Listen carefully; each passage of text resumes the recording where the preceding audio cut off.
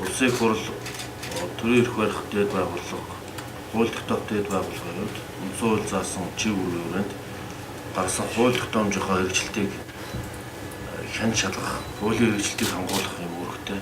Татвар төлөгчдийн хөрөнгөөр хоримтлагдж бий болсон орлогын бүрдүүлэлт, зарцуулалтанд хяналт тавих үндсэн үүрэгтэй байгуулгаа. Ийм ч учраас тусдан төрийн аудитын хууль гаргаж энэ аудитын байгууллагын бие даасан хараат ус байдлыг хангах чиглэгдсэн юм хууль гаргасан. Төрийн аудитын байгууллагын нэр хүнд чанарч чансаа гарч байгаа дүгнэлт үлбгэр үйл ажиллагаас холбоор байна гэсэн шүүмжил сүүлийн үед маш их нэмэгцээ. Аудитын байгууллага сайн ажиллаж явах юм бол төсөвт төрд хулгай байхгүй байна гэсэн юм хуультай үндсэндээ. Тэгтэл төсөвт төрд хулгай нүүрлэлээ гэсэн яриа гараад удаж байна. Эндээс энэ үйл ажиллагааныхаа бод байдал дүгнэлт өгч эрс өөрчлөлт шинжилтийг шаардлагатай байна. Хуучин ч одоо ардын шил хорооны шалгалт ирлээ гэхэд бол хүний толгойтой ус нь босдог байсан.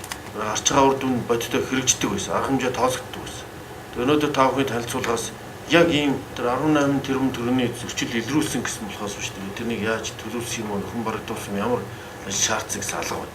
Яагаад авилгатай тэмцэх газар одоо үндэсний аудитын газараар биш, хувийн аудитын компаниуд итгэж дүгнэлтээ шинжээ шинжлүүлэлтэйгээр болгодог.